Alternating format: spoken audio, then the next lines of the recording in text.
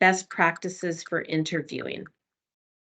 I'd also, before we do introductions, I'd just like to do a few housekeeping. If you do have a question, just put it in the chat and then we'll come back to it at the end of the session.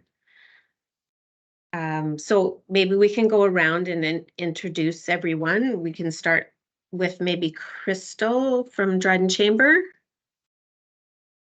Hello, good morning. My name is Crystal. I'm the Executive Director for the Dryden Chamber. I've been here for about a year now, actually, exactly a year. Okay, Kale?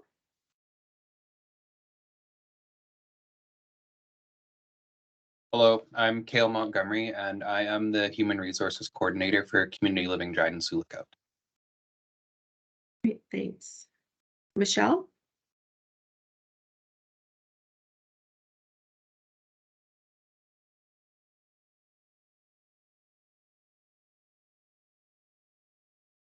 I think that's Michelle Price. Michelle, can you hear us?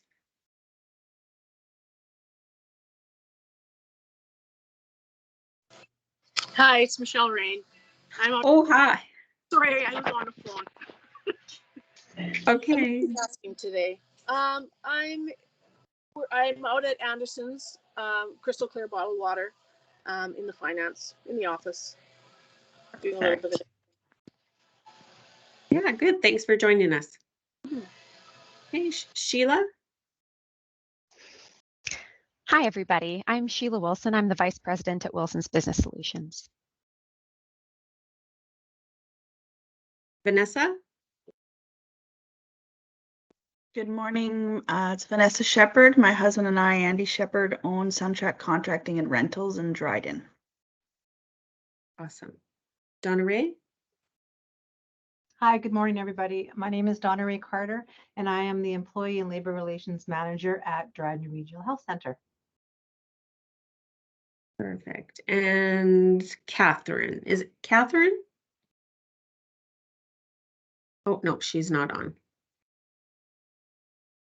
I think that's it so far. Okay, perfect. All right, well, we'll get started. All right. I take it that's my cue. That's your cue, Jocelyn. Welcome, everyone, and thank you for the introductions. It really helps me to know kind of the range of businesses that we have with us today. So for those of you that are with us live today, just a note, once I'm in my presentation, as I am right now, I can't see the Teams meeting, so I can't see the chat. I can't see any interactions that are happening. My only view is my presentation. So kind of plan is to go through the presentation and then we'll look at questions at the end.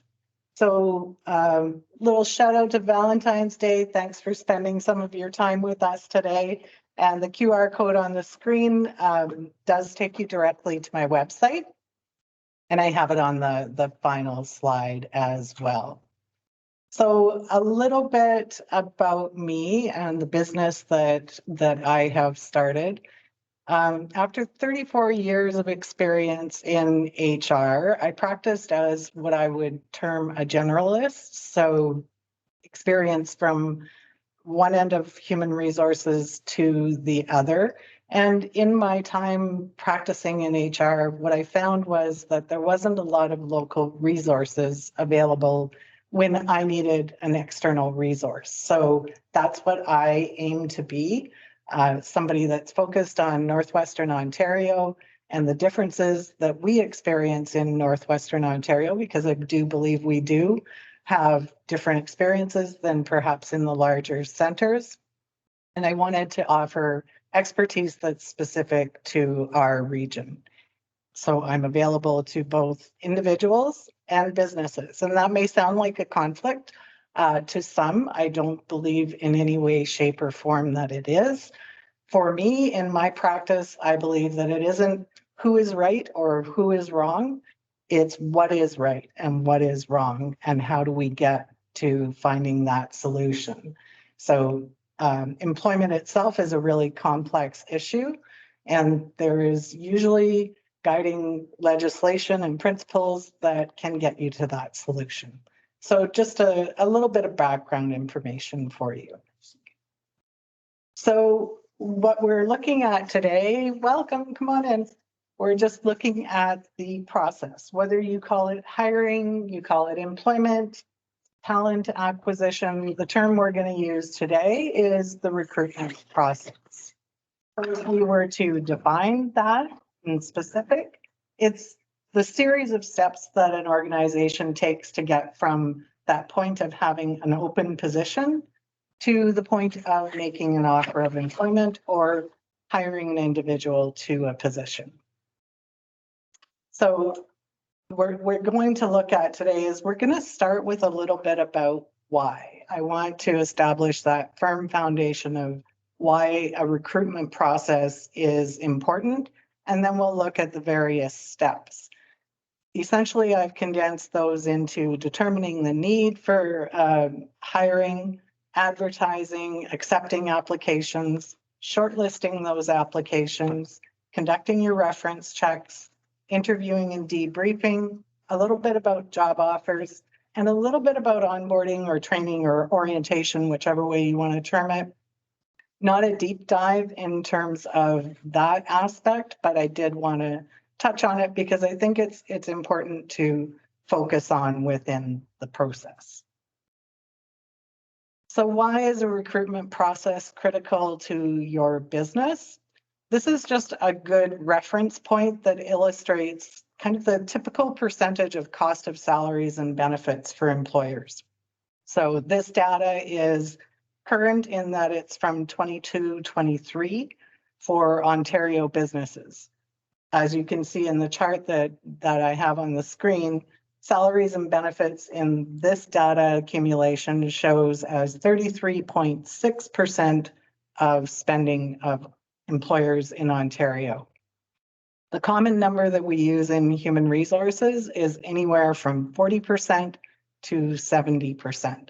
So if you think of that amount of your budget being spent on salaries and benefits, human capital investment, I guess you can call it, that makes a very, very good case for focusing on a process to make sure you're getting the right people into your hiring queue. So other costs include advertising in the process. Of course, that has shifted and changed over time, and there are a lot of free resources available for advertising, but it's still an expenditure of effort in the very least, and perhaps also an actual expense depending on the avenue that you choose. So ensuring that your time is well spent in the hiring process is important, and that onboarding training process as well is an expense. You're making an investment in that individual in your business.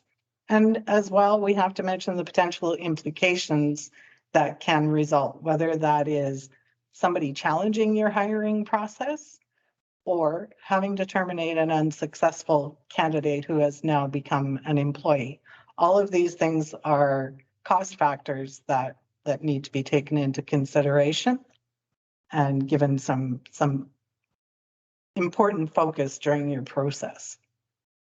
So if you invest the time and the effort in a consistent, effective process, you can ensure that it's a wise investment of your time and money. You can increase the effectiveness of your process, so hopefully resulting in a reduced turnover rate. You can avoid legal challenges, as I spoke to earlier. And it gives you that ability to create an effective documentation process from start to finish, which will also assist you in defense of any challenges to your hiring decisions. It provides consistency in the process that you use. It can ensure fairness and equity. So you're scoring things, and we'll talk about that as we go.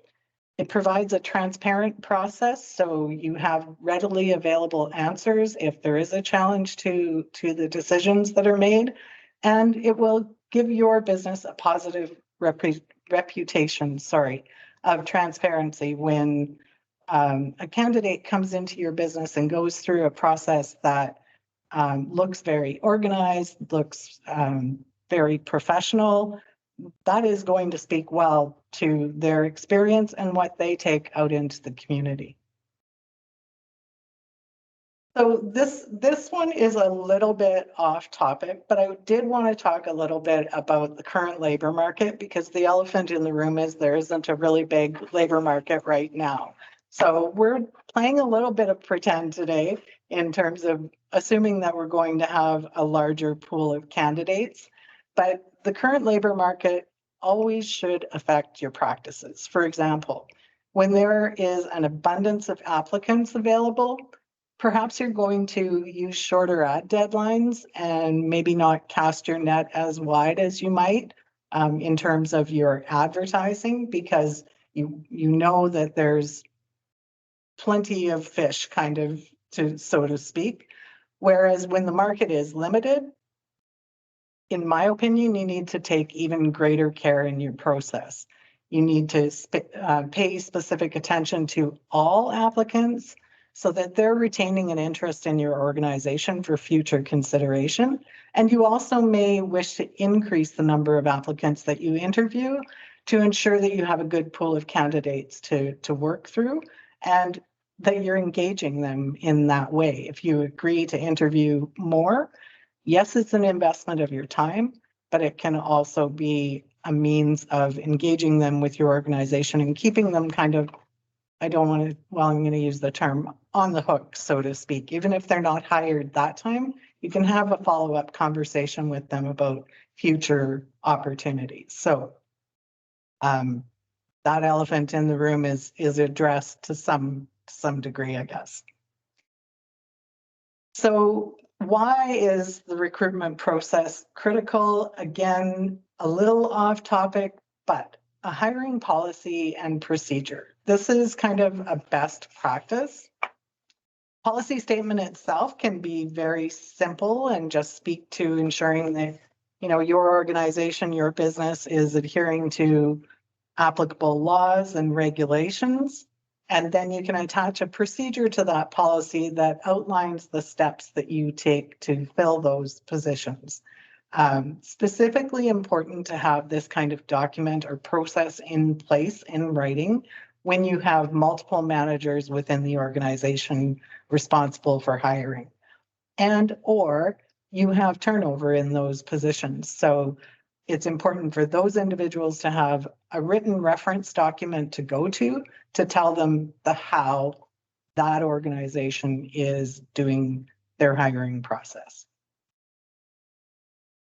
So first step is determining need. And every organization is going to have its own process, obviously, to determine their need to hire. Some of the obvious specific triggers are staff who are leaving for whatever reason, or perhaps the business itself is expanding, whether that's for a temporary period of time or a longer period of time.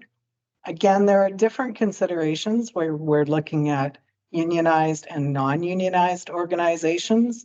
In a unionized environment, there's likely going to be language that requires internal posting of positions before advertising or recruiting externally, or perhaps that language says you can do both simultaneously, but you have to give greater opportunity to those who are internal to the union itself. For this presentation and today, our focus is going to be on acquiring talent externally. So an open position that will be filled by applicants who are outside of the organization. So when you're determining your need, you also need to define your target applicant or your target employee. So look at the type of employment that the job entails. Is it a part-time position? Is it a full-time position? What level of responsibility does it hold? It could be anywhere from entry level to management, and some of that is going to determine, you know, what is it that we're looking for? Who is it that we're looking for? Obviously, the rate of pay, that may be based on various factors, ability of the organization to pay, what the competitive labor market looks like, making sure that that rate of pay is internally equitable, and of course, any applicable union agreements. All of those factors are going to determine the nature of the individual that you're seeking, and possibly also, of course, your recruitment methods, so that you're targeting the appropriate demographic. Once we've determined our need, we're going to move into advertising. And I wanted to start with some of the legal considerations and requirements that you need to keep in mind when you're building your specific job ad. Specifically, the three areas are accessibility, human rights, and confidentiality. And we'll talk about that a little bit each on their own. So Accessibility for Ontarians with Disabilities Act is obviously concerned about ensuring that you're providing opportunities for employees or applicants with disabilities. So it is very good to include a statement that I've used in this slide. ABC Company welcomes and encourages applications from people with disabilities. Accommodations are available upon request in all aspects of the selection process. Not only do you need to make that statement, but you need to ensure that in some way, shape, or form, you are able to meet that expectation. So if someone were to apply, and I'm not going to give an example of disability, but there may be a disability that requires accommodation that they disclose to you, and you need to keep that in mind throughout your selection process. The Human Rights Code, you need to keep that in mind in terms of the language that you're using. Your job ads, your postings cannot contain statements about qualifications or references that relate either directly or indirectly to any of the areas under the code. And confidentiality. This is just a very standard statement that I've provided. It speaks to the Personal Information Protection and Electronic Documents Act, which is always a huge mouthful for me, and MFIPA, so Municipal Freedom of Information and Protection of Privacy Act. The statement is confidential information provided by applicants will be used for the purposes of this competition only. And that is extremely important. When an applicant submits their information to you, it can only be used for purposes of that competition. If you wish to use that information to, say, carry it forward to another competition, then that's a conversation that you need to have with that applicant. It's strictly, they are entrusting you with that information to be used for the purposes that you have stated in your ad. So I just want to make sure I've covered everything there. So yeah, just essentially double check the language that you're using. Make sure there aren't any prohibited grounds included in just your general language. And sometimes that can be as simple as making sure it's gender neutral. So now you're going to create your job ad. If you have job descriptions, this process is obviously going to be much easier, but if you don't, it's still possible to put this information together. Essentially, you're looking at these areas, which are job title, qualifications. I'll talk a little bit about language that you can use where it's required versus preferred. The rate of pay, and I'll talk about that a little bit more as well. Your business information, you want to give a little bit of background about your business, the responsibilities of the position, how candidates are directed to apply, and your deadline for applications. So one of the other notes that I wanted to include is Bill 149 is the Working for Workers or Act 2023. And yes, 4 as in 4, because it builds on the previous versions of the Act from 2021, 2022, and 2023. That Act is currently moving through the legislative process, and if it is passed, there will be ramifications for employers, such as being required to include rates of pay in job ads, as well as not being able to make statements about requiring Canadian experience, and also a requirement to disclose if you are using artificial intelligence in your selection process. So I just wanted to make note of that because there is legislation that was already passed in BC that requires employers to include the rate of pay in all job ads. So let's go back to qualifications, required versus preferred. This is an area that I recommend that you focus on when you're creating your job ad. So do you require the individual to have a Class G license, for example, or would you just prefer that they have a Class G license? And the reason that this is important is because you are effectively screening out applicants who do not hold the required qualifications just by virtue of the language that you use in your ad. So it's a helpful tool for applicants to determine whether or not they're qualified for the job. And I'm not saying that people won't apply for things that they're not qualified for, but it at least has made a clear statement, and you can then transfer that requirement into your shortlisting process. Rate of pay, personally, I believe rate of pay is important to include. Again, it's a bit of a screening tool. It's a bit of information that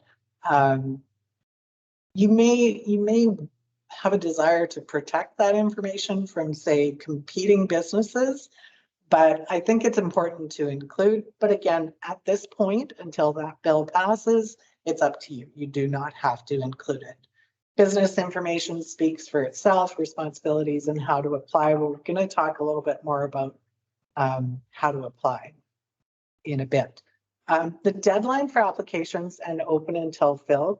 This is another really critical area of consideration. So if you say that you are accepting applications up until February 14th, do not start your selection process until February 14th has come and gone. There is nothing so discouraging to applicants to find out that the job was filled before or after. And it's just really good practice to make sure that you can demonstrate in the documentation that you have that you didn't move to fill that job until you reach that deadline. Very, very common right now is using the term open until fill, which gives you then that flexibility to start moving through the selection process at any time. So you get, and probably I would say a more or less recommended practice right now, given the labor market, because if you get that application in your hand and it's somebody that you're interested in, you can jump on it right away. You don't have to, you're not waiting for that deadline that you've set. Sorry, I've lost my mouse here. There we go. All right. So also important is determining where to advertise. And I kind of have modified this to looking at our local area. So we all know we have our online job boards, which ones are very important. I've selected two, ckdr.net and Kenora Online, but there are certainly other ways to advertise locally online. You have your local employment agencies, and I highly recommend that you engage these agencies when you are looking to hire. They are excellent sources, not only to applicants, but also to employers. And consider going beyond your own community. There is a lot of movement between communities in Northwestern Ontario, and sometimes it's that job that they're looking for that will be the catalyst that moves them from one community to another. So just because your business is in Dryden doesn't mean that you should only be engaging the Dryden audience. Of course, radio is another option. Posters have, come back into reality, posting it on your business's door or other businesses' doors. Word of mouth and social media sharing is absolutely critical. Indeed and Workopolis, I've included them on the same because they are one and the same. I actually have a subscription, and hopefully candidates do as well, that gives me kind of a daily rundown of all of the jobs that are being advertised in Northwestern Ontario. So Indeed and Workopolis are essentially one and the same. Also, we have Facebook that you can use. Facebook, when I looked at it, it was you needed to accept applications through Facebook if you actually use their job ad feature, but you can certainly take an image of your ad and share it. LinkedIn is another option, and professional agencies as well. So if you're advertising for speech language pathologists is one that I know for sure. Human resources professionals, there are specific professional agencies where you can include an ad as well. Again, the most important consideration in determining how to advertise is really considering your market, your demographic. Who are you trying to attract? And where do you think that target audience will most likely see your ad? When you are determining how you're going to advertise, it is very likely that you are going to go with what you know. So for example, using that local job board. To extend your reach, consider asking people who use other social media that your business isn't maybe involved in to share your ad, whether that is TikTok, whether that is Snapchat, any other platform. And I just wanted to include a note about social media. My recommendation is that you get to know the platforms. You don't have to actively use them, but try to get a basic understanding of them so that you are on top of how information is popularly shared on that app. So just a little bit of self-development recommendation. I personally have always kept on top of all different social media platforms so that whether I encounter them in an investigation or a need to share information, at least I know how they work and I can access them when I need to. Just a little side note for you. So then we're going to be at the point we've advertised, we've determined our closing date, or it's open until filled.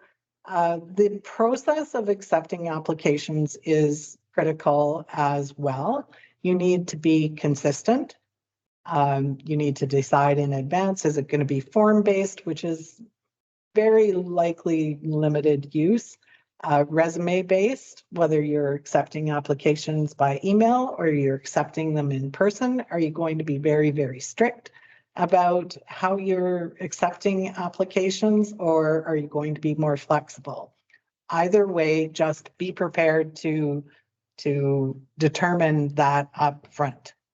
And then I included a little note about solicited and unsolicited applications and being clear about your practice. So if you were so lucky as to have someone come into your organization and submit a resume and you're not currently advertising, make sure that if you're going to accept that application, be clear. It might be, thank you very much, we're not hiring right now, but we will keep your application on file for X number of days, whether it's 3 months, 6 months. If you haven't heard anything from us, or if you see us advertising in that period of time, give me a call, let me know so that I can take your application and move it into that competition. Just again, being really clear, leaving the door open if you do receive those unsolicited applications. Again, we talked about setting the end date for receiving your applications, and I cannot stress enough that it's important, if you set a deadline, stick to that deadline. Do not do anything until that deadline has come and gone. The other consideration about accepting applications is, who do I contact? Who do I have to acknowledge every application that I get? That, again, depends on your practice. So if you are only going to contact those who you are considering for an interview, state that in your advertising. Be upfront and make sure that there's a statement that says, we thank all applicants for expressing interest. However, only those selected for interview will be contacted. That way, there's a clear statement made. And if you say an applicant does call after the fact and say, you know, I'm following up on my application, you can say, we've only contacted those who have been shortlisted for an interview. However, and this is, again, just best practice, if you interview someone, follow up with them, whether they were successful for the position or not. And generally speaking, you are going to follow up with your job offer before you follow up with the rest of the candidates. Because if you make a job offer to your first candidate and they turn it down, you still have your rest of your candidates to go to. So once we've got all of our applications in place, now we're looking at shortlisting those to determine who we are going to interview. So really, it's the process of identifying the candidates from your applicants who best meet the required and desired criteria for the job and who you want to move forward. Again, that proper screening and documentation, as well as your interview process, which we'll talk about, are super helpful and can be critical in the case of a legal challenge. So use your job description and specifically your job ad as your template for your shortlisting exercise. And again, this exercise can be used to defend against any legal claims of unfair hiring procedures. So keep this documentation. I think I address it later in the presentation, but at least for a year. And on the next slide is just a list of areas that can be challenged just specifically from human rights alone. So I included this just to give you a very, very short description of the different challenges that can arise just under human rights alone. So again, just speaking to the importance of having that process in place, a well-documented process in place. So there are various options available for shortlisting candidates. First, the artificial intelligence, which is usually going to be built into an applicant tracking system. In a smaller organization, probably not something that you're using, but in a larger organization, you may be. Also chart-based, which I'll show you on the next slide, or perhaps there's an inbox exercise.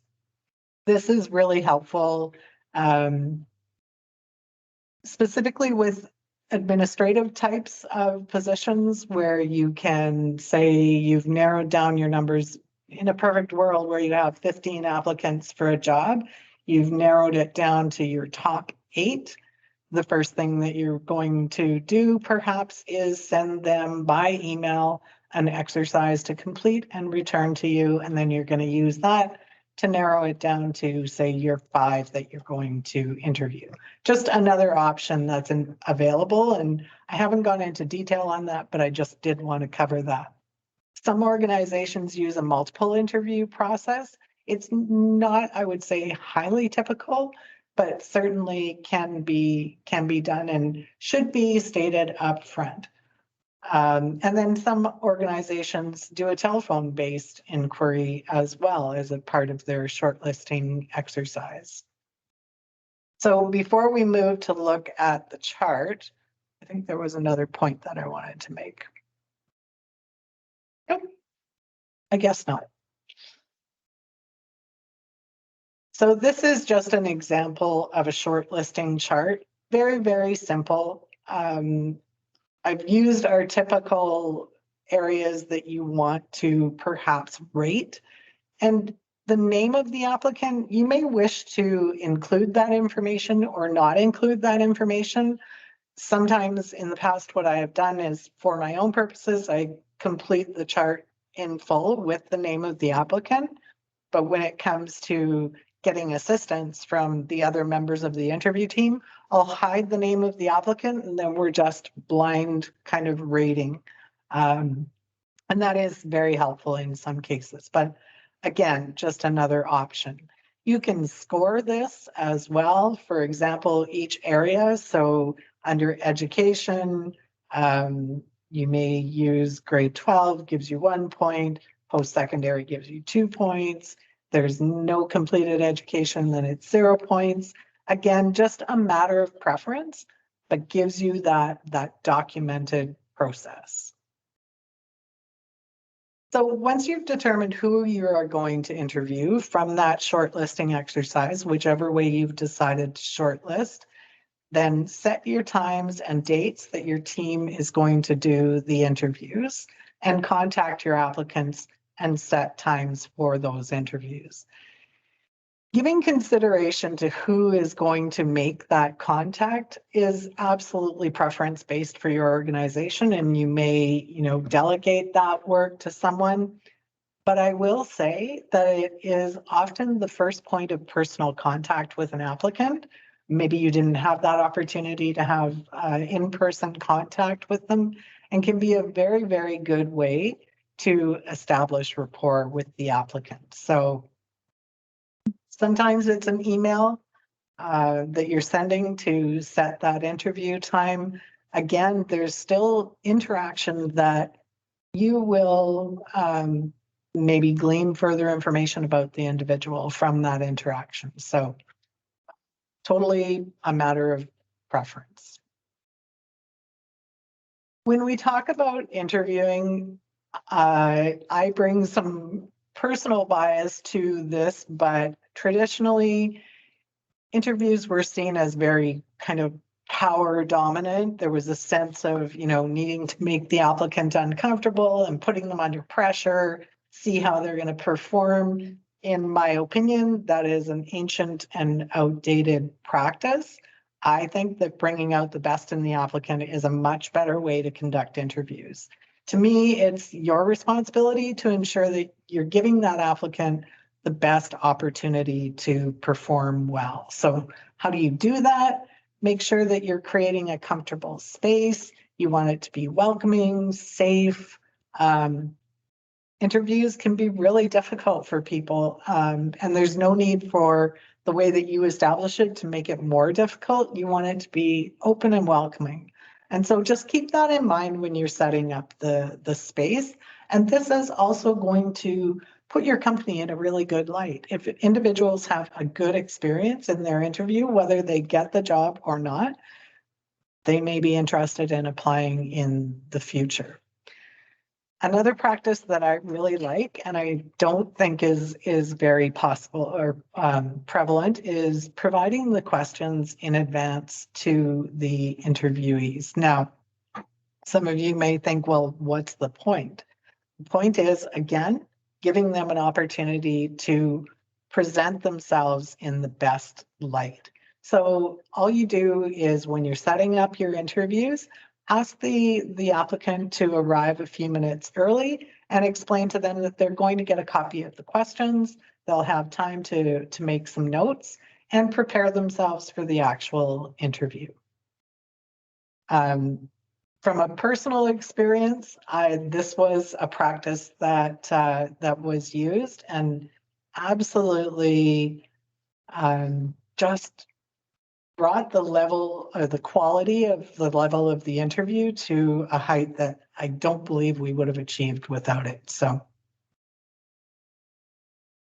again, best practices with interviewing, using a pre-formatted standardized set of questions with room to make notes as you're interviewing. So you may have 1 or 2 questions on a page so that you have lots of room to make those notes.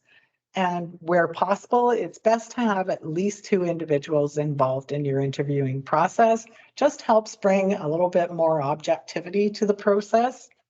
And when you're preparing your questions, another really good practice is to include a list of your expectations or your look-fors to help assist with rating the answers. So there should be a rating system for each question. For example, just very simple 1 through 4, from unsatisfactory to excellent, and then you're going to rate each of those answers after the fact.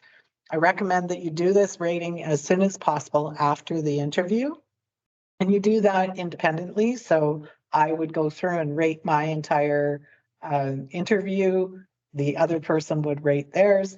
And then you can sit down and discuss each of your individual ratings. Is it okay to change your ratings? Absolutely. Maybe that the second person caught something in the answer that you missed that would, increase your score. So it's not, hard and fast, but it's a very, very good practice. And those look-fors will definitely help anyone in scoring the answers. So again, the benefits of doing this with your interview questions are to make those selection decisions easier and demonstrate that bias-free process in the case of challenges. Super helpful, again, if you're thinking about unionized environments where you may experience even more challenges to your hiring process. If you can bring the documentation and show that this was the scoring, this was how it how it was scored and why it was scored that way, very helpful. And retain those records for at least a year, longer if you anticipate difficulties. And very, very important that you're using the same questions and providing the same opportunities for all applicants within that competition. So things may change from competition to competition, but the questions that are used, you need to be comparing apples and apples, essentially, when you're scoring a process. So we're going to look at various types of interview questions now. So typically when you're establishing what questions you're going to ask, keep in mind that what you're seeking to evaluate are skills, knowledge, work history, and as well as personality traits. And there are many different types of questions that you can use to do so. We'll look at the various types of questions. I'll try and go through these fairly quickly. I'm trying to be mindful of our time. But these are the areas, there are many more, but these are the areas that I wanted to look at today. Introductory, credential or experience, behavioral, personality, qualifications, diversity, which is a new one that I've included, communications, and performance-based. Now, should your interview be all behavioral questions? I don't believe so. I think that a mix of different types of questions will probably serve you best. So introductory. This is your typical, tell us about your background, experience, etc. type of question. And a lot of people don't like this question, interviewers and interviewees alike. In my opinion, this is a settling in question. Most people can talk about themselves.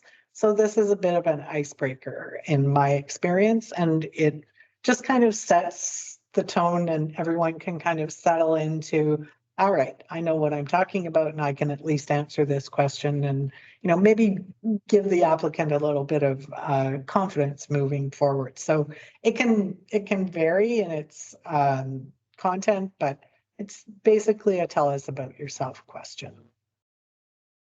Credential or experience questions that builds on the introductory questions. So these can be very short, things that you haven't covered or maybe weren't in the application. Again, kind of short answer can be answered very easily. Things that you need to verify as fact, i.e., do you have a valid Class G driver's license? Do you have access to a personal vehicle? Other things I've seen, are you available for shift work? That kind of thing. Kind of your short snapper type of questions. And then we'll look at behavioral based questions. So these questions are based on the principle that a candidate's past behavior is the best predictor of their future behavior. So they'll usually start with tell us about a time and then use a scenario. You're looking to match the expectations of the position with past behavior. So this isn't just a random tell us about a time that has nothing to do with the job at all. It should be about the job. And keep in mind that the question that you use may in fact signal the wrong impression to your applicant. So tell us about a time that you had a workplace conflict, or tell us how you handle stress. What kind of signal is that sending about the job, right? So one of my favorite ones is, tell me about a mistake that you made. Now in this slide, it says at work. You can take that out. Tell us about a mistake that you have made. What happened to cause the mistake, and what did you do afterward? This is a really, really good overall question that I would highly recommend. Then we look at personality based. Probably one of the most difficult things to assess in an interview situation are those soft skills. Just what is that personality going to bring to the organization? So these basically, I think, came from Indeed examples, an article in Indeed, and I modified them somewhat, but they're typically what you would seek to find out about a person's personality. What are you passionate about? What are your strengths and weaknesses? I think everyone rolls their eyes when they hear that one. Do you prefer to work independently or as part of a group? That is obviously going to speak to what's expected in your business. So just some ideas of what you can ask to determine personality. Then we talk about qualifications as another area that you want to dive into. You have the basics within the resume, and please, please, please make sure that everyone on your interview team has read those resumes, not as they're running in the door, but that they've had them in advance and they've had an opportunity to read them. What you're now asking is, how is your education and background going to fit into our organization? So how has it prepared you for working with our company? How do you stay current? How would you use the training that you've completed to excel in the position that we're interviewing for today? That type of thing. So diversity, this may well be an area that you haven't considered in your current interview questions.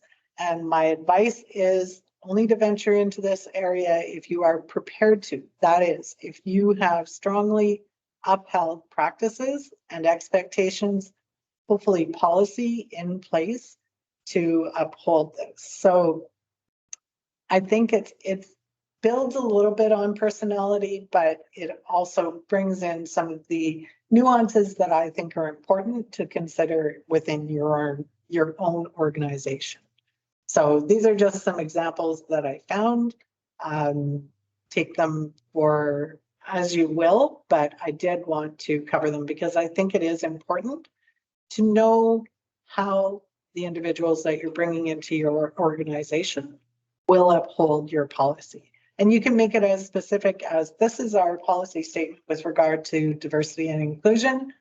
What comes to mind when you read this policy statement? Then communications, essentially anything that you value in terms of communications, whether it's reading, writing, customer service, teamwork, explaining things to others, transparency, etc. So these are just a few examples of that area. Tell me about a situation where you had to voice your opinion, describe a time when you successfully communicated with someone, even though you weren't sure they valued your perspective, or describe a time when you didn't communicate critical information. What was the outcome and what did you learn? Performance-based, these are questions that kind of try to seek to determine how that employee performs. So rate your own performance, or what have you done in the past to improve your job performance? If there aren't any answers to these ones, maybe a bit of a flag for you, but just another area that you can consider building into your interviews. Overall, I would say the most important element of the interview questions is be prepared, be consistent, and be willing to change your questions if your interviews aren't yielding your desired results in any way. Another practice you can do is build your interview questions do some mock interviews with people who haven't been involved in building those questions. And don't build the questions independently. Feel free to bring in others in your organization who, might have different ideas about questions. And there are many sources available to obtain those interview questions, but just make sure that the questions you're asking align with your organization and the role within your organization that you are interviewing for. So then we're looking at references. There are different types of checks or reference checks, I guess you can say. Your criminal background check, which can be either a basic criminal background check or a vulnerable sector screening criminal background check. Again, a very complex area if you're a practitioner, but simply it is another option. Driver abstracts, typically for jobs that require specific licensing, driving, delivery, etc. There may be education or professional licensing verification as well as former employment, which is the most common. Now, I think there's a lot of discussion lately about why bother checking interviews. People are only going to give you people who are going to give a good reference.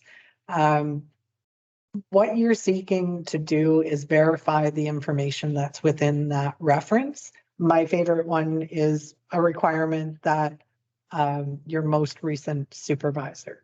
That is probably going to give you your most current information about that individual. So usually a requirement for 2 or 3. I always required that there was at least a minimum of 2 reference checks conducted before we move to hiring. Debriefing. So I wanted to discuss this. This is the process where you're following up with the candidates that you've interviewed. Be prepared and expect to be asked questions by candidates who were not successful. And don't view this as a challenge to your process, but rather as a sense of a responsibility to help that candidate improve in the future. Be prepared and be cautious not to basing your response on any bias. A good, opening statement is our team evaluated all of the applicants on a predetermined scoring basis. And as a result of that scoring, you were not successful this time, but we look forward to having you apply again in the future. Highly recommended that you do not reveal references as a source for not hiring. That is to be a confidential process. That individual gave you access to those people. And if those people are giving a poor reference, that is between that individual and that referee. And it's certainly not for you to be in the middle of. And respect confidentiality. So do not use the names of other applicants. Don't even use them as the simple fact of the matter is you weren't selected in this round. It's not, well, Sally came in and blew us out of the water. That's who we're going to hire. So I know that seems, might seem like basic advice, but I know that it's advice that's required from past practices. So job offers, and I know we're getting close to an hour here, so I'm going to speed up a little bit. How to make a job offer. Verbal offer and confirmation of acceptance. So have a script prepared before you make that call that includes all of the required information. The name of the position, the rate of pay, the starting date, a deadline for them to get back to you if they can't give you an answer on the spot, and any preconditions to acceptance. So you need to clearly state that in your offer, that the job offer is conditional, for example, upon a criminal background check or a driver's abstract, whatever it might be. Keep in mind, this conversation, whether it's just a verbal conversation, you might think it is legally binding. So make sure that anyone in your organization who's going to be making these types of decisions or calls understands that they are legally binding your business in this conversation. And then once you have that verbal agreement, follow up with a letter of employment or a letter of appointment, whichever you prefer. You're going to include a hiring package with that, whether that's a checklist, an employee handbook, relevant policies that they need to know. It's good to have templates for offer letters. You can update them as necessary, but very good practice. And in larger organizations, you're usually going to have various templated letters for each employee group that you're hiring to. And your final essential component of the process is your onboarding, orientation, training. And I've broken these down into 3 different areas. So onboarding, that's the series of events that enable a new hire to learn the job, learn what they're going to be doing.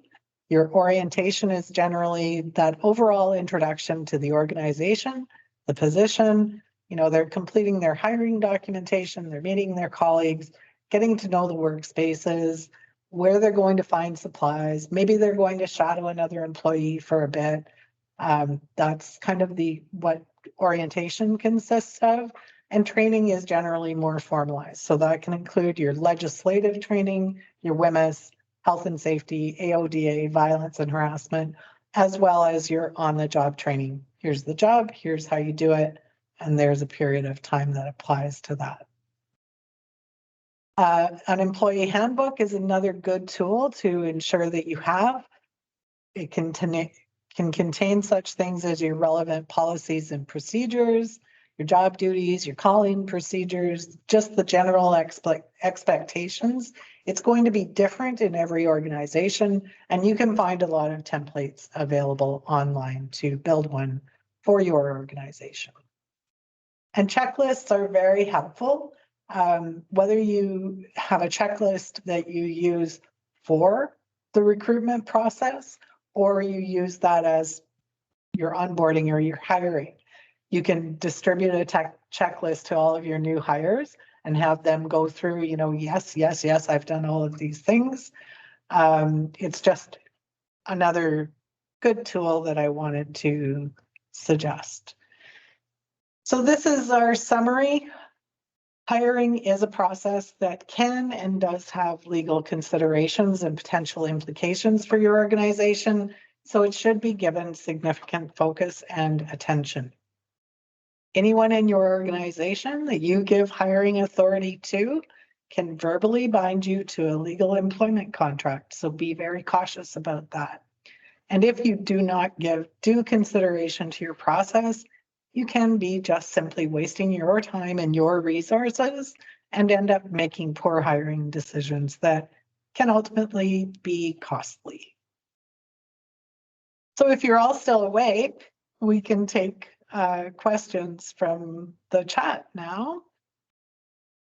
I'm going to come back to seeing everyone.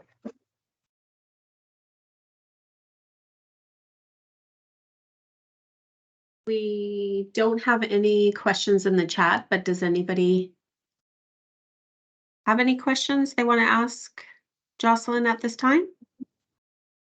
Hi, it's Vanessa. I have a question. Sure. When you suggested handing out the interview questions to the applicant before the interview to review and make some notes, then you go through the interview. Did they get to take those questions with them, or are they to be kind of handed in as part of the interview?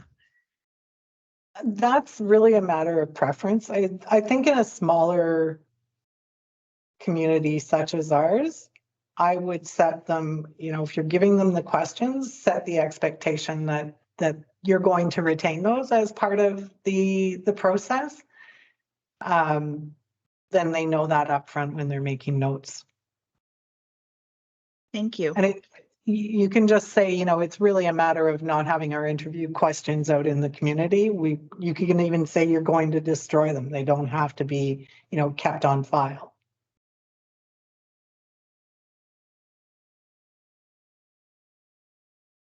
Any other questions? Go ahead. No, I was just going to validate. I do have a question, but before I get into that, I was just going to validate that previously for me in a number of different companies, I've gone through the process of giving the interviewees the questions before we've gone into that process. I will often submit them. These are the people that are going to be interviewing you with a little bio. And then these are the questions that we're going to be asking you. Not that they have to like fill them out or anything like that, but just this is exactly what we're going to be discussing when you come in. And I've found that the quality of the interview when I do that is it truly makes a very big difference. And in the beginning, part of my hesitancy was like, well, then they're just gonna like rehearse and prepare and come in and like, you know, trick me.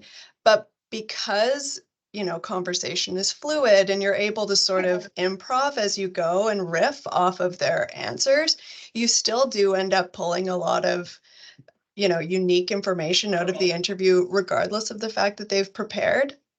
But what you get to see is the people who really care. If they know who is interviewing them and they know what they want to sort of talk about, they will have done their homework and they'll find ways of weaving that into the conversation. So those top applicants really do find a way to rise to the top through that process.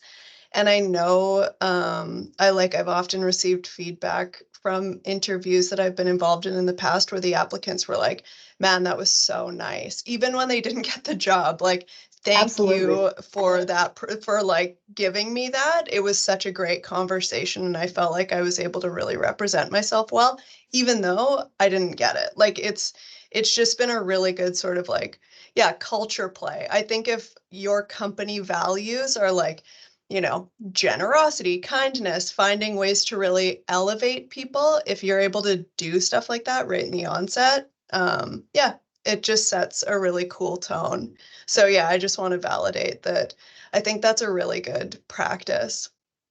And so I do have a question though, because I'm just thinking of people in this community that maybe have smaller businesses that are hiring kind of like friends, like where they put out a job posting and then somebody is like, oh, like, you know, they have this informal connection and then people start working together and maybe things haven't been formalized, a contract hasn't been drafted. I'm curious, Jocelyn, what your sort of position is on the importance of having contracts, regardless of sort of the pre-existing relationship. And then if in addition to that, you have any resources or templates for, you know, general contracts that sort of outline, you know, expectations, even around things like dress code or like cell phone use at work, like stuff like that. So the notion of a contract is very nuanced. Essentially, a contract can be formed through a verbal conversation. So, you know, if it's a case of somebody hiring a friend and there's texts back and forth about the nature of the job and how much it's going to be paid, and all of that can be used to form a contract. So it is really important, I think, to ensure that you are clearly stating, whether through policy, procedure, letters of appointment, or what have you, because something written in black and white can supersede a verbal agreement. So I hired my friend Sally. I told her I was going to pay her this much.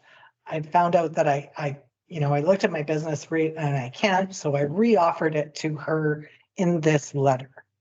And, you know, now she's accepted it at that letter. So now you've superseded what you might have said in a text. That's why it's so important to have those processes in place. Are there templates that are readily available? Probably yes. Things like HR downloads, Bamboo HR, JBHR Consulting can help with those kinds of things for sure. But do know that those conversations surrounding employment can be used to form contract. Thank you. Thank you, Jocelyn. Kale, you had a question? Go ahead. Yeah, so just in regards to doing references and reference checks, you had mentioned that reaching out to their most current supervisor is always beneficial, which I agree with. But what would be your recommendation for people who are maybe still at their current employer and they don't want that person to be aware that they are applying for other employment? Absolutely a bit trickier.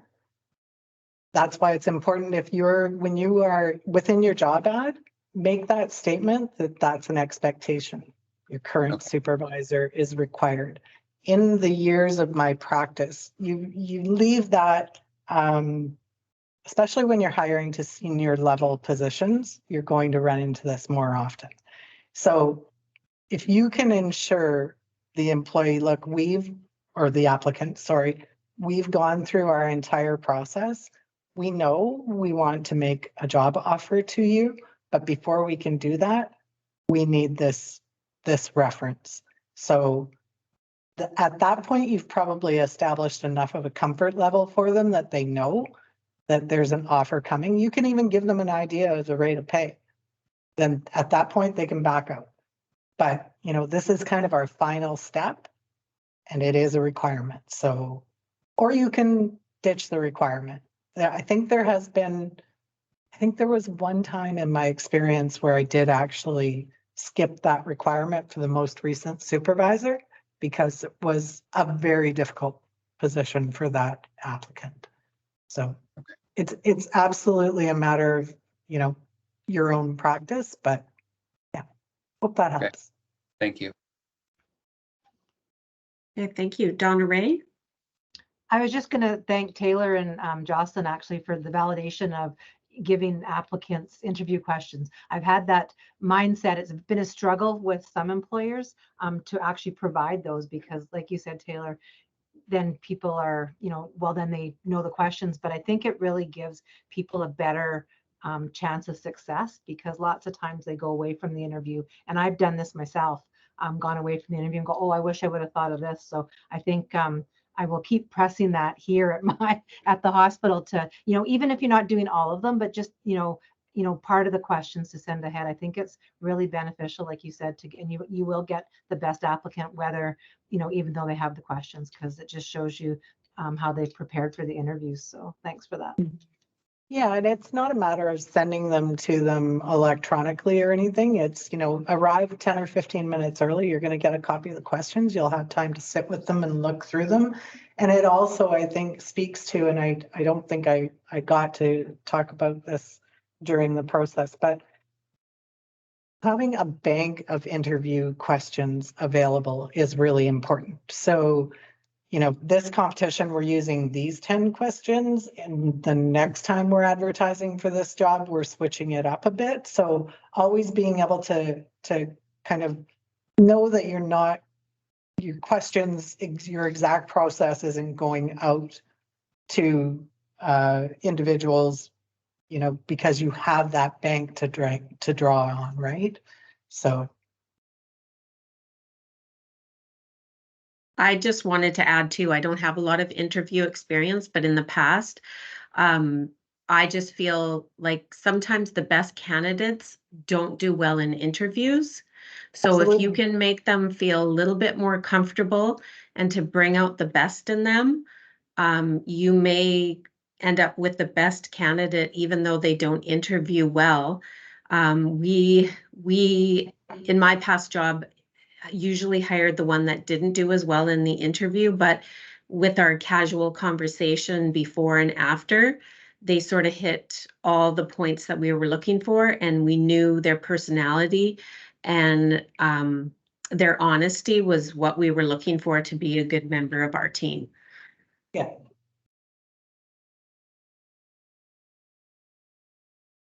Does anyone else have any questions or comments?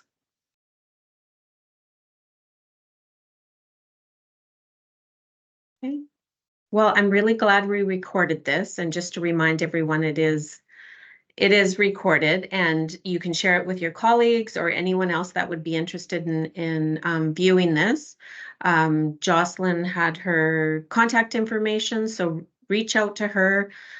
She does offer a free 30-minute consultation, so I think that's very valuable to employers and business people. Yeah, and I'd just like to thank everyone for coming. And thank you so much, Jocelyn. That was really valuable information today. Thank you, and thanks everyone for your time. Glad I kept you awake. It's nice to see your faces now that I'm out of my slides. So thank you so much. Thank you. Thanks. Have a great day, everyone. Thank you.